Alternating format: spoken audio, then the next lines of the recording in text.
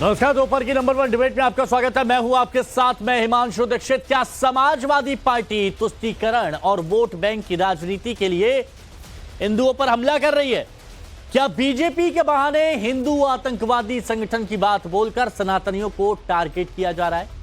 क्या इस तरह से हिंदू आतंकवाद की बात कहकर समाजवादी पार्टी 2027 की लड़ाई, जो बहुत अहम है समाजवादी पार्टी के लिए, वो 2027 की लड़ाई जीत पाएगी? समाजवादी पार्टी के विधायक सुरेश यादव ने विवादित बयान दिया। सुरेश यादव ने बीजेपी पर हमला बोला और बीजेपी को हिंदू आतंकवादी संगठन बता दिया। अब सवाल उठ रहे हैं, बीजेपी के बहाने हिंदू सनातनी समाजवादी पार्टी के निशाने पर हैं क्या? इस बीच बीजेपी ने समाजवादी पार्टी पर करारा पलटवार किया और विधायक के बयान को हिंदू विरोधी मानसिकता बताया। आज इसी पर चर्चा करेंगे, लेकिन उससे पहले एक रिपोर्ट आपके लिए बहुत जरूरी। ये सरकार नहीं, भारतीय जनता पार्टी एक आतंकवादी संगठन, हिंदू आतंकवादी संगठन। सुना आपने, ये है उत्तर प्रदेश की राजधानी लखनऊ से सटे बाराबंकी जिले के सदर विधायक सुरेश यादव। अखिलेश के विधायक सुरेश यादव बीजेपी पर हमलावर हैं। हमलावर भी ऐसे कि विधायक जी के बोल ही बिगड़ गए और बीजेपी सरकार को हिंदू आतंकी संगठन करार दे दिया। ये सरकार नहीं, भारतीय जनता पार्टी एक आतंकवादी संगठन, हिंदू आतंकवादी संगठन। ये पूरी तरह से पूरे देश को बर्बाद करना चाहते हैं। हमारे महापुरुषों के बारे में इतनी गलत बातें करने का काम करेंगे। समाजवादी चुप बैठने वाला नहीं। ये सरकार नहीं, भारतीय जनता पार्टी एक आतंकवादी संगठन, हिंदू आतंकवादी संगठन। ये पूरी तरह से पूरे देश को बर्बाद करना चाहते हैं। हमारे महापुरुषों के बारे में इतनी गलत बातें करने का काम करेंगे। समाजवादी चुप बैठने वाला नहीं। अखिलेश के विधायक हिंदू आतंकवाद का भरे मंच से मंचन कर रहे हैं और जनता तालियां पीट रही है। जनता की तालियों की गड़गड़ाहट में विधायक इतने मशगूल हो गए कि जुबान से निकल रहे लफ्जों की उनको जरा भी चिंता नहीं। बिना लाग लपेट के हिंदू आतंकवादी शब्द के बाद भी माफी नाम का कोई शब्द नहीं फूटा। ये बयान उस वक्त आया जब वो बाबा साहेब भीमराव अंबेडकर पर केंद्रीय गृह मंत्री अमित शाह के खिलाफ आयोजित विरोध प्रदर्शन में एसपी कार्यकर्ताओं को संबोधित कर रहे थे। अब सवाल उठ रहे हैं कि क्या खास समुदाय को खुश करने के लिए विधायक सुरेश यादव ने हिंदू आतंकवाद बोला? क्या सनातन से इतनी चिढ़ है कि बीजेपी के बहाने हिंदू को आतंकवादी बताने की कोशिश हो रही है? सवाल ये भी है कि क्या संभल से लेकर बुलंदशहर तक सनातन के पुराने मंदिर मिल रहे हैं, इसीलिए बौखलाहट में हिंदू आतंकवाद बोला? अखिलेश के विधायक के इस बयान के बाद सियासी माहौल गर्म हो गया। बीजेपी ने समाजवादी पार्टी विधायक के बयान पर पलटवार किया है। बीजेपी जिसको लगातार तीसरी बार जनता ने चुना है, मोदी जी को चुना है, तो जनता के विवेक पर सवाल खड़े कर रहे हैं। पहले ईवीएम को दोष दिया, ईसीआई को दोष दिया, जुडिशरी को दोष दिया और अब जनता को ही दोष दे रहे हैं। जनता को एक प्रकार से कटघरे में खड़ा कर रहे हैं। सवाल ये भी बनता है कि ये जो गाली देने की प्रथा है, क्या हिंदू आस्था को दो गाली, हिंदुओं को दो गाली ताकि मिले वोट बैंक की ताली? यही इनकी मंशा है, यही इनकी प्रणाली है। ये दिखाता है कि हिंदू विरोधी मानसिकता किस प्रकार से कूट कूट कर इंडिया अलायंस में, चाहे कांग्रेस हो, चाहे समाजवादी पार्टी हो, टीएमसी हो, इनमें भरी हुई है। उनको माफी मांगनी चाहिए। दंगाइयों के साथ खड़े हो जाते हैं, मुस्लिम जो आतंकी होते हैं उनको छोड़ने की पैरवी करते हैं और हिंदुओं को आतंकी संगठन बुलाते हुए बीजेपी को हिंदू आतंकी संगठन कहते हैं। अब सवाल है कि क्या वोट बैंक के लिए अखिलेश के इशारे पर एसपी विधायक ने बयान दिया? अगर नहीं, तो फिर क्या अखिलेश हिंदू आतंकी संगठन कहने पर विधायक पर एक्शन लेंगे या फिर समाजवादी पार्टी विधायक के विवादित बोल को निजी बयान बताकर पल्ला झाड़ देगी? ब्यूरो रिपोर्ट, टाइम्स नाउ, नव भारत। अब जो मेहमान हमारे साथ जुड़े हैं, सीधे हम आपको उनसे मिलवाते हैं। मनीष शुक्ला जी हमारे साथ में जुड़े हुए हैं, बीजेपी के प्रवक्ता हैं। ममता काले जी राजनीतिक विश्लेषक हमारे साथ में जुड़ी हुई हैं।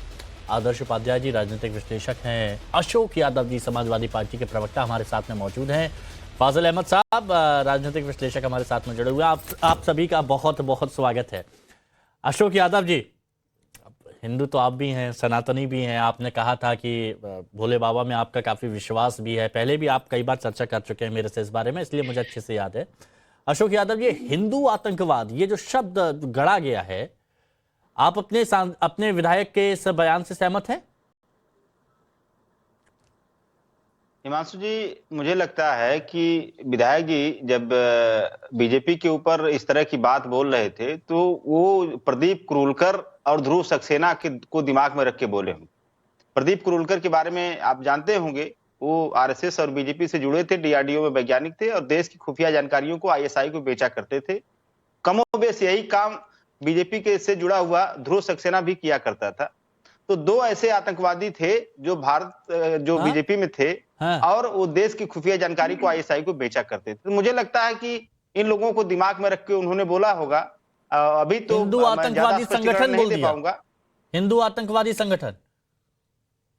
देखिए हिमांशु जी, जो भारतीय जनता पार्टी का हिंदुत्व है, वो हिंदुत्व जो 1893 में स्वामी विवेकानंद जी ने जो शिकागो में, अमेरिका के शिकागो में जो हिंदुत्व के बारे में बताया था, उसमें जमीन आसमान का अंतर है। हिमांशु जी, आपका हिंदुत्व क्या है? मैं आपसे पूछना चाहता हूं, समाजवादी पार्टी और आपका अशोक यादव जी का हिंदुत्व क्या है?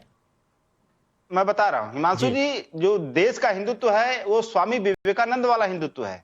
वो सहिष्णुता और समावेशिता का हिंदुत्व है, जो हमें स्वामी विवेकानंद जी ने सिखाया था कि समावेशी, सबको साथ लेकर सार्वभौमिक स्वीकार्यता का हिंदुत्व है देश का और सहिष्णुता का हिंदुत्व है देश का। लेकिन भारतीय जनता पार्टी का हिंदुत्व मार काट वाला हिंदुत्व है, आक्रामक हिंदुत्व है, हिंसक हिंदुत्व है भारतीय जनता पार्टी का। और इस देश में हिंसक हिंदुत्व की जगह नहीं हो सकती हिमांशु जी। अब ये इससे बड़ी सहिष्णुता की परिभाषा आपको क्या चाहिए कि आप हिंसक भी बोल रहे हैं हिंदू को, आप आतंकवादी भी आपने यहां पर बोल दिया है, आप हिंदू आतंकवादी संगठन नाम भी आप लोगों ने गढ़ दिया है, और उसके बावजूद भी आप सोचिए समझिए कि आप कितनी बड़ी बातें कर रहे हैं। लेकिन ठीक है, चलिए मैं रिएक्शन बाकियों से जान लेता हूं। मनीष शुक्ला जी, बहुत गंभीर आरोप है बीजेपी पर, तो आप ही का जवाब बनता है इस पर। देखिए हिमांशु जी, अखिलेश यादव और राहुल गांधी दो लोग ट्रेनिंग कैंप चलाते हैं, लगता है कि सनातन धर्म को कैसे गाली देनी है। ये सुरेश यादव का बयान नहीं है, ये अखिलेश यादव का बयान है, जो अपने विधायक के द्वारा वो सनातन धर्म पर हमला करने के लिए उन्होंने दिलाया है। आपको ध्यान में होगा, दिग्विजय सिंह ने भी एक समय में भगवा आतंकी शब्द एक प्रयोग किया था। आज क्या हाल है दिग्विजय सिंह कांग्रेस पार्टी का? और प्रभु राम के भक्तों पर गोली चलाने के बाद लंबे समय तक क्या हाल है अखिलेश यादव का? राजनीति में इतना नीचे गिर गए हैं अखिलेश यादव कि अब अपने विधायकों को हिंदुओं के खिलाफ बोलने के लिए वो ट्रेनिंग दिलवा रहे हैं। और सनातन धर्म की सहिष्णुता भी आपने स्वयं बताई। अभी किसी और धर्म के प्रति एक शब्द भी इस तरह का प्रयोग किया गया होता तो सरतन से जुदा होने के नारे लग गए होते और अशोक यादव अपने पांव से चलकर स्टूडियो नहीं पहुंच पाए होते। तो ये देखिए, आप लोगों का जो हिंदुत्व है ना, देखिए आप लोगों का जो हिंदुत्व है वो हिंदुत्व देश को स्वीकार नहीं, भाई साहब का प्रयास ये लोग कर रहे हैं। तो मॉब लिंचिंग सिखाता है, ज्यादा गंदा, आपका हिंदुत्व इससे ज्यादा गंदी टिप्पणी और कुछ हो नहीं सकती। और ये जो बीच में बोल रहे हैं, ये समाजवादी पार्टी का चरित्र है। आपका हिंदुत्व की वजह से नहीं, हिंदुत्व मॉब लिंचिंग वाली बात कहां से आई? हिंदुत्व मॉब लिंचिंग सिखाता है, इसका कोई उदाहरण बताइए ना प्लीज। जिसने हिंदुओं को, एक मिनट सुनिए ना अशोक यादव जी, हिंदुत्व मॉब लिंचिंग सिखाता है, ये कैसे आप कह सकते हैं? कैसे कह सकते हैं आप? हिमांशु जी, मेरी बात को आप काटिए मत। मैंने कहा कि भारतीय जनता पार्टी का हिंदुत्व मॉब लिंचिंग सिखाता है। कैसे? बात बताइए। भारतीय जनता पार्टी का हिंदुत्व मॉब लिंचिंग सिखाता है, नहीं सिखाता है? अच्छा ठीक है, एक मिनट आप पर्सनल बीजेपी पर निशाना साध रहे हैं। शुक्ला जी एक मिनट, एक चीज और क्लियर हो जाए प्लीज। शुक्ला जी एक चीज और क्लियर हो जाए। यादव जी सुनिए ना, यादव जी सुनिए, अगर आप बीजेपी पर निशाना साध रहे हैं तो बीजेपी इसका जवाब देगी। लेकिन अब जब आप हिंदू शब्द के साथ आतंकवाद जोड़ देते हैं, जब आप हिंदुत्व के साथ मॉब लिंचिंग और आतंकवादी जोड़ देते हैं, भले ही वो आप बीजेपी को टारगेट कर रहे हो, तो लेकिन जो तमाम करोड़ों से सनातनी हैं, क्या उनको आप यहां पर आघात नहीं पहुंचाते हैं? उनको बुरा नहीं लगेगा? उनकी भावनाएं आहत नहीं होंगी? जो हिंदू हैं उनकी भावनाएं आहत नहीं होंगी? बस ये आपसे पूछ रहा हूं, बस बताइए। हिमांशु, मैं बता रहा हूं, मुझे बोलने दीजिए, मैं सब बताऊंगा, आपके हर सवाल का जवाब दूंगा। जब भारतीय जनता पार्टी अपने हिंदुत्व के तहत, बात समझिएगा, अपने हिंदुत्व को जस्टिफाई करने के लिए समाज में हमले करवाती है, हिंसा करवाती है, हम लोग उस भारतीय जनता पार्टी के उस छद में हिंदुत्व का विरोध करते हैं। वो आपका असली हिंदुत्व नहीं है मनीष जी, मांगनी चाहिए इस बात पे। वो आपका छद में हिंदुत्व है, सीधे और छद में हिंदुत्व देश को कभी स्वीकार्य नहीं है। देश को जो स्वीकार्य है वो स्वामी विवेकानंद वाला हिंदुत्व स्वीकार्य है। मैंने आपसे ये देखिए, मैं फिर पूछ रहा हूँ, देखिए अशोक यादव जी, आपने फिर बीजेपी से जोड़ा। मैं बस सीधे आपसे ये पूछना चाह रहा हूँ, आप बीजेपी पर प्रहार कर रहे हैं, ठीक है, लेकिन आपको नहीं लगता कि जब आप हिंदुत्व के साथ में आतंकवाद जोड़ देते हैं तो इससे सनातनियों को या फिर जो हिंदूवादी जो लोग हैं, जो हिंदू हैं, उनको बुरा लगता होगा, उनकी भावनाएं आहत होती होंगी? क्या नहीं लगता? बस आप ये बता दीजिए। मैं बता रहा हूं, देखिए जो वास्तव में जो लोग हैं, जो हमारे देश का हिंदुत्व है, जो हमारा हिंदुत्व है, जो आपका हिंदुत्व है, वो हिंदुत्व स्वामी विवेकानंद का हिंदुत्व है हिमांशु जी। अच्छा, वो हिंदुत्व हमें सहिष्णुता सिखाता है। भाजपा का हिंदुत्व हमला करना सिखाता है। भाजपा का हिंदुत्व हिंसक हिंदुत्व है। हम भाजपा के हिंदुत्व के साथ नहीं खड़े। ओके, फाजिल अहमद जी बचा रहे हैं ये हिंदुत्व को गाली। फाजिल अहमद जी, ठीक है फाजिल अहमद जी, हिंसक हिंदुत्व के साथ आपका भी नजरिया मैं जान लेता हूँ। फाजिल अहमद जी, आपका भी नजरिया जान लेता हूँ। हम नहीं खड़े हो सकते। अच्छा ठीक है यादव जी, एक मिनट। फाजिल अहमद जी, आपका भी नजरिया मैं जान लेता हूँ समाजवादी पार्टी के विधायक के बयान पर। बताइए आप क्या सोचते हैं इस पर? हिमांशु जी, सारे हिंदू को तो हम आतंकवादी नहीं कह सकते, लेकिन इंस्पेक्टर सुबोध की जो हत्या की है वो तो आतंकवादी है ना।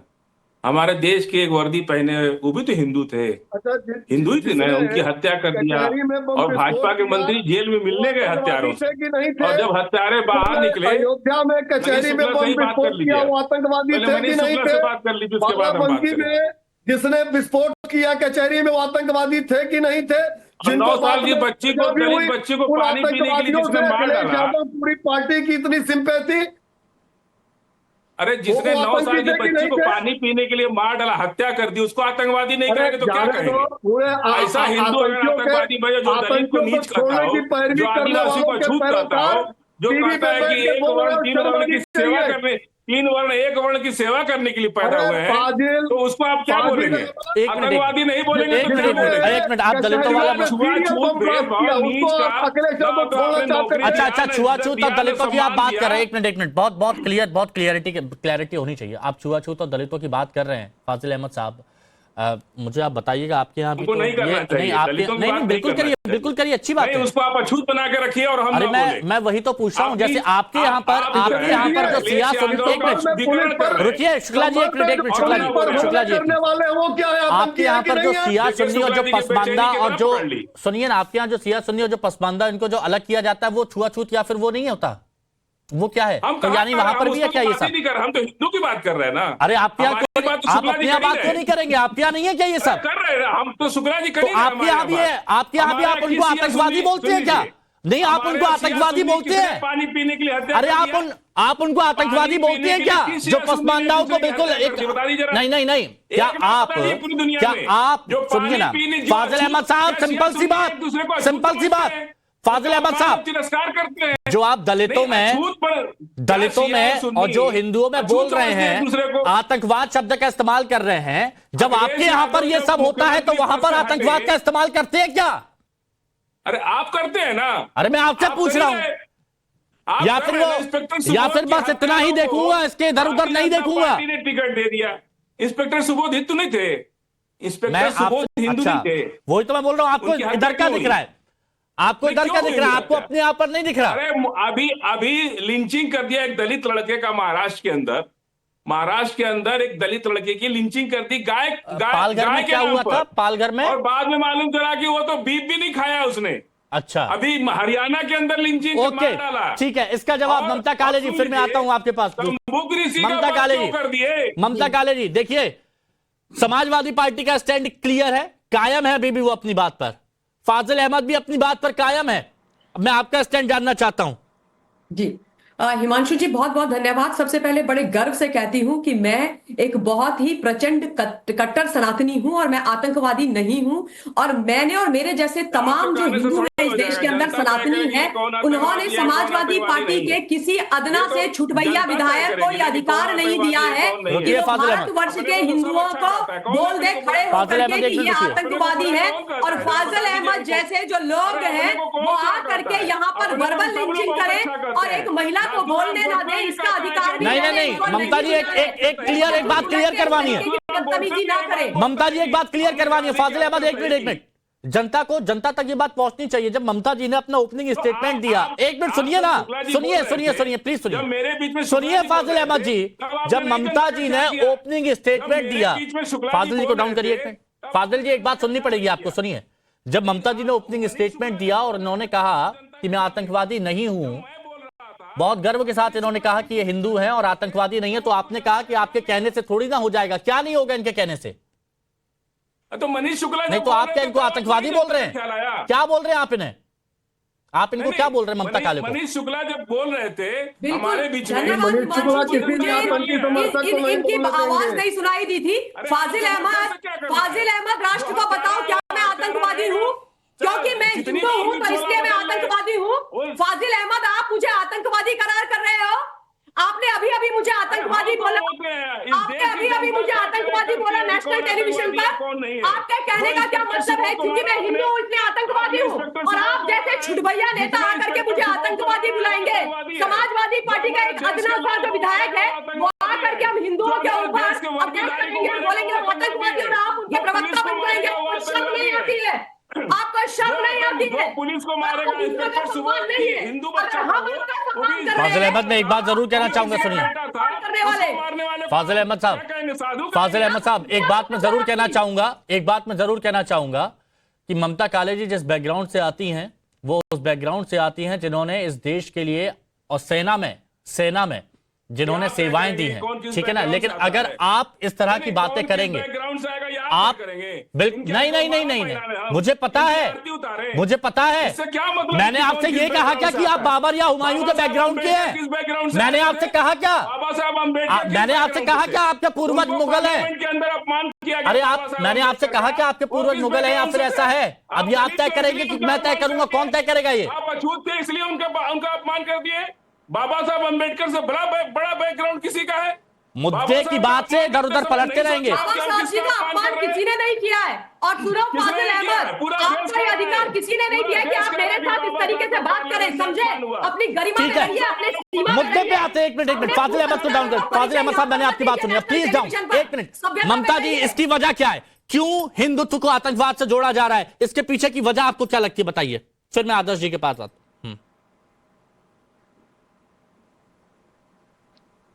ममता जी क्यों जोड़ा जा रहा है इस शब्द को?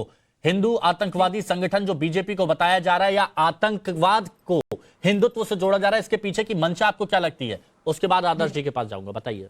धन्यवाद हिमांशु जी, सबसे पहले दुख की बात यह है कि इस प्रकार का शब्द एक ऐसे व्यक्ति के मुंह से निकला है जो स्वयं भी एक practising I am sure Hindu है।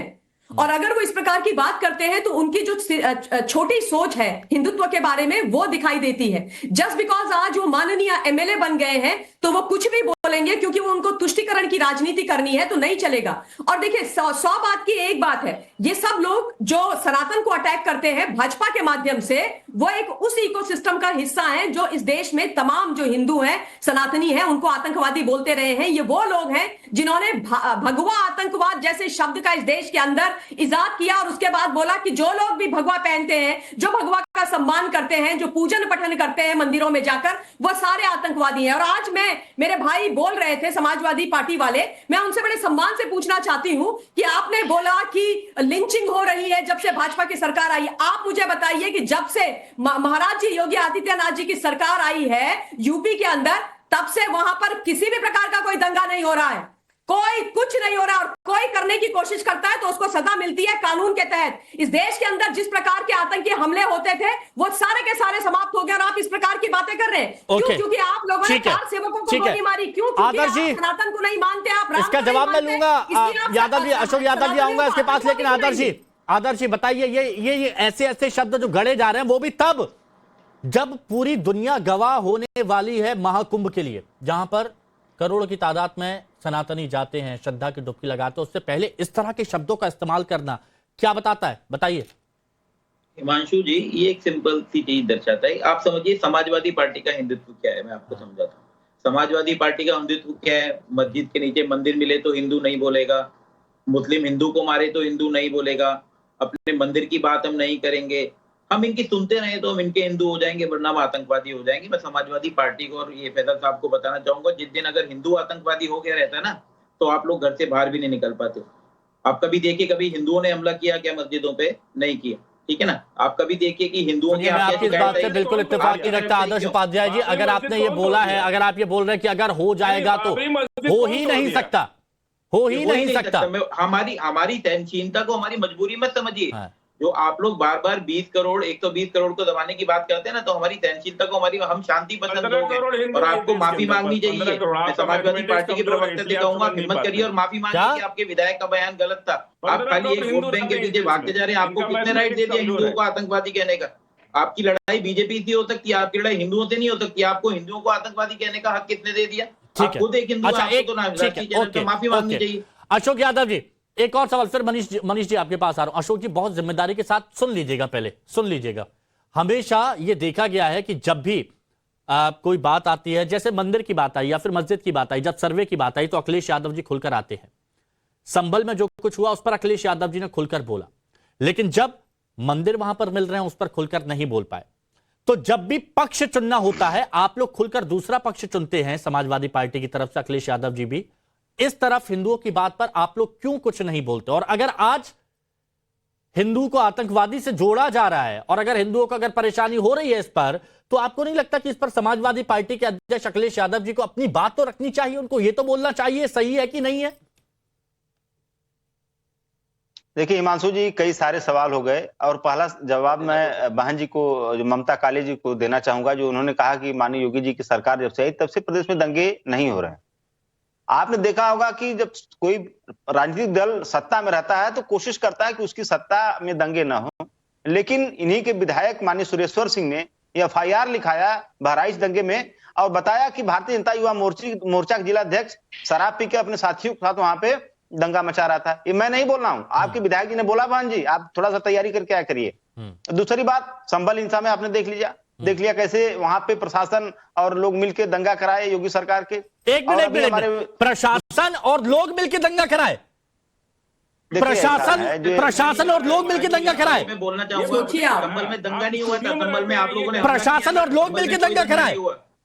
बिल्कुल बिल्कुल। पुलिसकर्मियों को जो गोली लगी, हमला किया, गाड़ियों को फूंक दिया गया, ये किसने किया? हिमांशु जी किस तरह से, सुन लीजिए पहले, कोर्ट में एक दिन में कुछ घंटों के अंदर अपील होती है, अपील के बाद उस पर निर्णय आ जाता है। वो कोर्ट पर है, आपकी आदत होगी कोर्ट पर सवाल उठाने की। मैं सुनिए, मैं अपना सा पत्रकार हूं, मैं कोर्ट पर सवाल नहीं उठा सकता, जमीन पे तैयारी किए हुए मैं कोर्ट पर सवाल नहीं उठा सकता, लेकिन सर्वे करने टीम पहुंच जाती है। एक मिनट, तो ये क्या है? एक मिनट, इस बात को समझिए प्लीज, इस बात को समझिए, इस बात को समझिए। ये बात बहुत जरूरी है, ये बात बहुत जरूरी है। प्रशासन ने, नहीं ये बहुत जरूरी बात है, प्रशासन ने और वहां बीजेपी के लोगों ने दंगा कराया, यह स्पष्ट किया गया।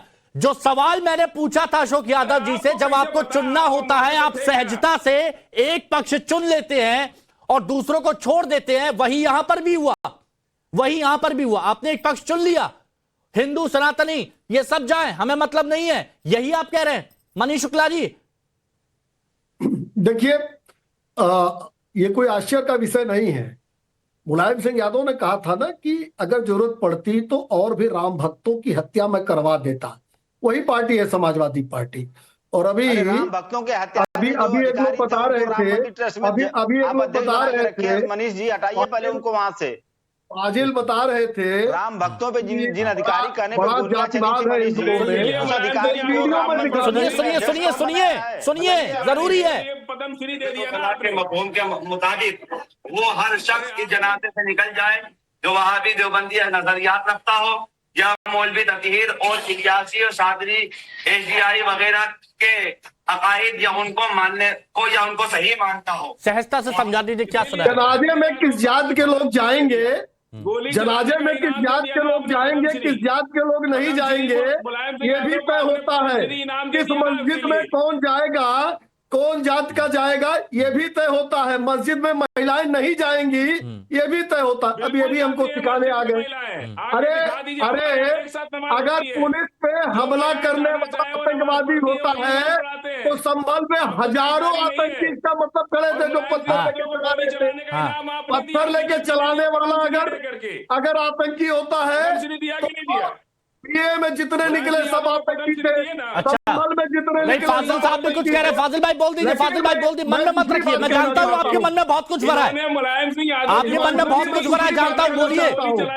पार्टी को इतना ऊपर ले आए भारतीय जनता पार्टी, अगर गोली नहीं चलती तो कौन जानता भारतीय जनता पार्टी को। तो सुरेश यादव का बयान है, वो समाजवादी पार्टी का बयान है, इसीलिए उनको पद्मश्री दिया कि उन्होंने राम भक्तों पर गोली चलाई, और इसीलिए भारतीय जनता पार्टी आज एक एक करके प्लीज, एक एक करके रुकिए। शुक्ला जी एक मिनट।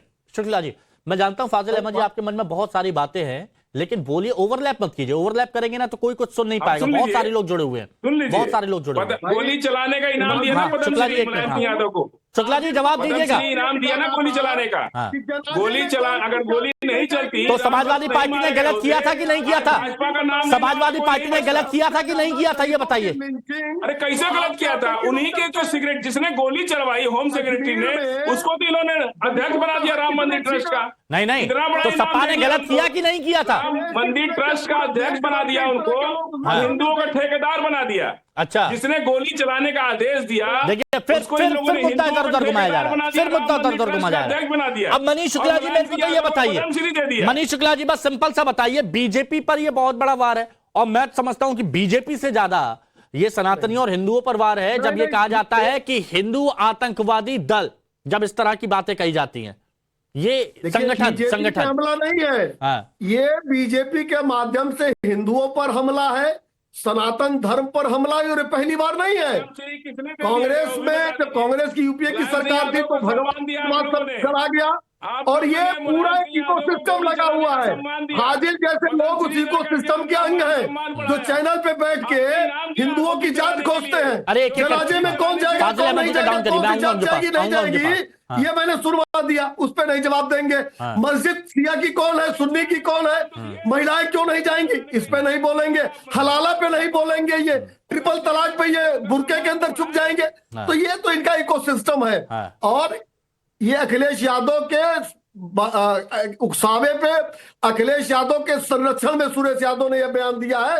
मेरा स्पष्ट आरोप है, राजनीति के तहत दिया गया ये बयान है। अच्छा। जिस तरीके से उपचुनाव में कुंदुर्गी का रिजल्ट आया है, उसके नाते अखिलेश यादव हताशा और निराशा में है, और संभल में दंगा करवाते हैं और अपने विधायकों को ममता काले जी पर हमला करवा रहे हैं। ममता काले जी, लेकिन इस बयान के मायने क्या निकाले जाए, क्योंकि ये बेहद गंभीर मुद्दा है। अगर आप इसे ऐसे उठाते हैं, आप सार्वजनिक तौर पर बोलते हैं, तो इससे माहौल खराब करने की भी आशंका बढ़ जाती है, और बेधड़क होकर ये बोला जाता है, बेधड़क होकर ये बोला जाता है, जिसकी कल्पना नहीं की जा सकती वो बोला जाता है।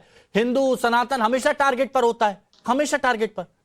बिल्कुल हिमांशु जी, आपने जो प्रश्न उठाया है ना, वो बहुत महत्वपूर्ण है कि ये बहुत सोचा समझा बयान है, और ये बयान जो दिया गया है ये सोच करके दिया गया है कि जिस उत्तर प्रदेश में आज कानून व्यवस्था अच्छी है, जहां पर शांति है, सौहार्द है, वहां पर दंगे हो, और समुदाय विशेष को बरगलाने के लिए, अपनी राजनीति को साधने के लिए ये बयान दिया गया है, ये समझने वाली बात है। समाजवादी पार्टी से मैं ये पूछना चाहती हूं कि आज आप बड़े जोर शोर से संबल की बात करते हैं, वो संबल जहां पर जो हिंदू था वो 45% से 15% हो गया, और मुस्लिम यानी समुदाय विशेष वहां पर 55% से 85% हो गया।